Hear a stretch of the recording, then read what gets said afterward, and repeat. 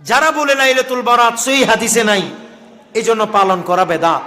যারা বলে শবে বরাতের কথা কোরআন হাদিসের কোথাও নাই স্পষ্ট, এজন্য এটা মানে করা যাবে না, এটা জায়েজ নাই। আচ্ছা মানলাম, আমরা কিছুক্ষণের জন্য মানলাম যে কোরআনে নাই বেদাত, হাদিসে নাই বেদাত, স্পষ্ট নাই, এজন্য করা যাবে না, সব মানলাম।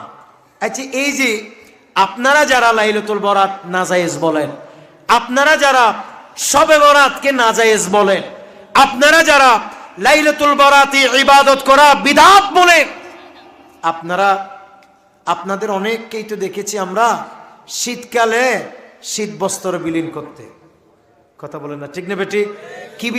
কি বিতরণ করতে? শীত বস্ত্র বিতরণ করতে দেখেছি। সামনে রোজা আসতেছে, রোজার অনেক ইফতারি বিতরণ করতে দেখেছি। সামনে রমজানুল মুবারক আসতেছে, অনেককে ইফতার মাহফিল করতে দেখেছি। আচ্ছা আপনারা বলেন, শীত বস্ত্র বিতরণ করা গরিবদের মাঝে, তারপরে রমজানুল মুবারকের ইফতারি বিতরণ করা গরিবদের মাঝে, এভাবে যেভাবে বর্তমান যুগে ইফতার মাহফিল হচ্ছে সেভাবে ইফতার মাহফিল করা, এটা কি সহিহ হাদিসে আছে? কথা বলেন, এটা কি সহিহ হাদিসে পাওয়া যাবে? বর্তমান যুগে প্রচলিত নিয়ম অনুযায়ী, নিয়ম যেভাবে চলতেছে এই নিয়ম অনুযায়ী কি সহিহ হাদিসের ভিতরে আছে? হ্যাঁ, তোমাদের গুলো হইলে সব জায়েজ। আপনারা জানেন সাম্প্রতিক আমাদের সামনে কদিন পরে আসবে শবে বরাত, বলেন আসবে শবে বরাত। সেই শবে বরাত নিয়ে কত তালবাহানা, ঠিক কিনা? শবে বরাতের, অথচ শবে বরাতের ব্যাপারে কোরআনুল কারীমে সূরা আদ-দুখানের শুরুর দিকের 4টি আয়াতে কারিমার তাফসীর ব্যাখ্যা বিশ্লেষণ খুঁজলে পাওয়া যায় শবে বরাতের গুরুত্ব এবং তাৎপর্য কতটুকু। এবং অধিকাংশ বিশ্বের অধিকাংশ মুফাসসিরিনে কেরাম বলেছেন কোরআনুল কারীমে লাইলাতুম মুবারাকা বলে যে রাতের কথা বোঝানো হয়েছে, অধিকাংশ মুফাসসিরিনে কেরাম বলেন এটাকে এখানে লাইলাতুম মুবারাকা মানে লাইলাতুল বরাত বা শবে বরাত। একটু জোরে বলবেন না সুবহানাল্লাহ? এই যে লাইলাতুল বারাত, এটির কথা কোরআনেও আছে, হাদিসেও আছে, কথা বলেন না ঠিক কিনা? কিন্তু এরপরেও দেখবেন একটা পক্ষ বিরাট মানে দ্বন্দ্বে লিপ্ত হবে, এবং মানুষ যারা লাইলাতুল বারাতে ইবাদত এবং রিয়াজত করার জন্য প্রস্তুতি নেবে, দেখবেন যে তখন তারা লাইলাতুল বরাতকে হারাম, বেদাত ইত্যাদি ফতোয়া দিয়ে যারা ইবাদত করতে মসজিদে ঢোকার সিদ্ধান্ত নিবে, তারা তাদেরকে মসজিদ থেকে বের করার পরিকল্পনা গ্রহণ করবে, কথা বলেন ঠিক কিনা? অথচ কোরআন কারীমে সূরা আদ-দুখানের 3 নম্বর আয়াতে ফি লাইলাতিন মুবারাকা বলে আল্লাহ পাক সুবহানাহু ওয়া তাআলা যে রাতের কথা বলেছেন, এই আয়াতের তাফসীরে হযরতে আতা, হযরতে ইকরামা, হযরতে আব্দুল্লাহ ইবনে আব্বাস রাদিয়াল্লাহু তাআলা আনহুম সহ অসংখ্য মুহাক্কিক মুফাসসিরিনে কেরাম বলেছেন এখানে ফি লাইলাতিন মুবারাকা বলে আল্লাহ পাক সুবহানাহু ওয়া তাআলা লাইলাতুল বরাতকে বুঝিয়েছে। আর একটু জোরে বলবেন না সুবহানাল্লাহ? এরকম শুধু কোরআনের আয়াত একটা দুইটা নয়, অসংখ্য অগণিত সহিহ হাদিস দ্বারা এই লাইলাতুল বরাত প্রমাণিত, বলেন না সুবহানাল্লাহ? লাইলাতুল বরাত অসংখ্য সহিহ হাদিস দ্বারা কি প্রমাণিত। কিন্তু বড় আশ্চর্যের ব্যাপার হচ্ছে এতগুলো সহিহ হাদিস থাকার পরেও এই লাইলাতুল বরাতকে তারা মানতে চায় না, শবে বরাতকে তারা মানতে চায় না। নিসফে শাবান তথা শাবানের 14তম দিবাগত 15তম রজনীকে তারা কোনোভাবে একটা আল্লাহর কাছে পুণ্যময় রাত হিসেবে তারা এটা কখনো গ্রহণ করতে চায় না।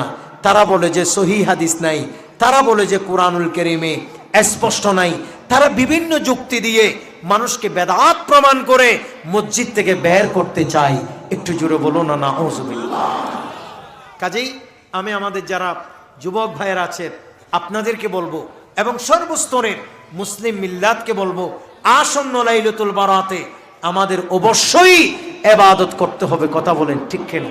ইবাদত তো আমরা সবসময় করব, পাশাপাশি যে লাইলাতুল বরাতের যে ফজিলত সেটা যেন আমরা এদিন সেদিন যেন সেটা আমরা উপভোগ করতে পারি, আল্লাহর পক্ষ থেকে সেটা যেন আমরা পেতে পারি। তার জন্য এখন থেকে লাইলাতুল বারাতি ইবাদতের জন্য আমাদেরকে প্রস্তুতি গ্রহণ করতে হবে। আল্লাহ যেন আমাদেরকে তৌফিক দান করেন। এখানে আমি দুইটা কথা বলবো। প্রথম কথা হচ্ছে, শুনে, সহিহ হাদিস কিছু কিছু ক্ষেত্রে আবশ্যক, কিছু কিছু ক্ষেত্রে সহিহ হাদিস আবশ্যক, কিন্তু যেগুলি বান্দার আমলনামা ভারী হয়, নেক আমলের পাল্লা ভারী হয়, যেগুলি আমলগত বিষয়, কথা বলেন কি গত বিষয় বললাম? আমলগত বিষয়। এই আমলি বিষয়ের জন্য আপনার সহিহ হাদিসের কোনো দরকার নাই। দইফ হাদিস দিয়েও আপনি আমল করতে পারবেন। আপনারা দেখেছেন। দ্বিতীয় যে কথাটি বলবো সেটা হচ্ছে, যারা বলে লাইলাতুল বারাত সহিহ হাদিসে নাই, এজন্য পালন করা বেদাত। যারা বলে শবে বরাতের কথা কোরআন হাদিসের কোথাও নাই স্পষ্ট, এজন্য এটা মানে করা যাবে না, এটা জায়েজ নাই। আচ্ছা, মানলাম, আমরা কিছুক্ষণের জন্য মানলাম যে কোরআনে নাই বেদাত, হাদিসে নাই বেদাত, স্পষ্ট নাই, এজন্য করা যাবে না, সব মানলাম। আচ্ছা, এই যে আপনারা যারা লাইলাতুল বরাত নাজায়েজ বলেন, আপনারা যারা শবে বরাতকে নাজায়েজ বলেন, আপনারা যারা লাইলাতুল বরাতে ইবাদত করা বিদআত বলেন, আপনাদের অনেককেই তো দেখেছি আমরা শীতকালে শীত বস্ত্র বিলীন করতে, কথা বলেন না ঠিক না বেটি? কি বিতরণ করতে? শীত বস্ত্র বিতরণ করতে দেখেছি। সামনে রোজা আসতেছে, রোজার অনেক ইফতারি বিতরণ করতে দেখেছি। সামনে রমজানুল মুবারক আসতেছে, অনেককে ইফতার মাহফিল করতে দেখেছি। আচ্ছা, আপনারা বলেন, শীত বস্ত্র বিতরণ করা গরিবদের মাঝে, তারপরে রমজানুল মুবারকের ইফতারি বিতরণ করা গরিবদের মাঝে, এভাবে যেভাবে বর্তমান যুগে ইফতার মাহফিল হচ্ছে, সেভাবে ইফতার মাহফিল করা, এটা কি সহিহ হাদিসে আছে? কথা বলেন, এটা কি সহিহ হাদিসে পাওয়া যাবে? বর্তমান যুগে প্রচলিত নিয়ম অনুযায়ী, নিয়ম যেভাবে চলতেছে, এই নিয়ম অনুযায়ী কি সহিহ হাদিসের ভিতরে আছে? হ্যাঁ, তোমাদের গুলো হইলে সব জায়েজ।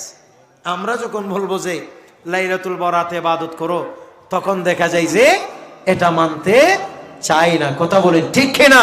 কাজেই আমি আপনাদেরকে অত্যন্ত বিনয়ের সাথে বলি, যারা আমাদেরকে মাজার পূজারি বলে, যারা আমাদেরকে কবর পূজারি বলে, যারা আমাদেরকে পীর পূজারি বলে, তারা হচ্ছে একেবারে শ্রেষ্ঠতম মৃত্যু। এই মৃত্যুকরাই বলে শবে বরাত বেদাত, এই মৃত্যুকরাই বলে শবে বরাত নাজায়েজ। এদের কোনো কথা বিশ্বাস করা যাবে না। কথা বলেন ঠিক কিনা? আর দুই নম্বর আরেকটা দল, যে দল আমাদেরকে মানসিকভাবে সব সময় কষ্ট দেয়, এরা হচ্ছে সুন্নি নামদারি ভণ্ড। কার কথা বললাম? সুন্নি নামদারি ভণ্ড। এরা আহলে সুন্নাত ওয়াল জামাত নাম দিয়ে সুন্নি নাম বিক্রি করে ভিতরে ভিতরে শিয়াইজমকে লালন করে। নাউজুবিল্লাহ বলেন না ভাই? আবার অনেকে আছে সুন্নি নাম দিয়ে তারা চলে, কিন্তু ভিতরে ভিতরে ভণ্ডামিকে প্রমোট করে, ভণ্ডামিকে লালন করে, নিজেরা ভণ্ডামি করে, কোরআন হাদিসের পরিপন্থী আমল করে, এমনকি বাউল ধর্মকে তারা প্রমোট করে। একটু জুড়ে বলুন না নাউজুবিল্লাহ। এমনকি আমরা অনেক তথাকথিত সুন্নি নামদারি ভণ্ডকে জানি, যারা ওই মির্জা গোলাম আহমদ কাদিয়ানির মতো আকীদা লালন করে। একটু জোরে বলুন নাউজুবিল্লাহ।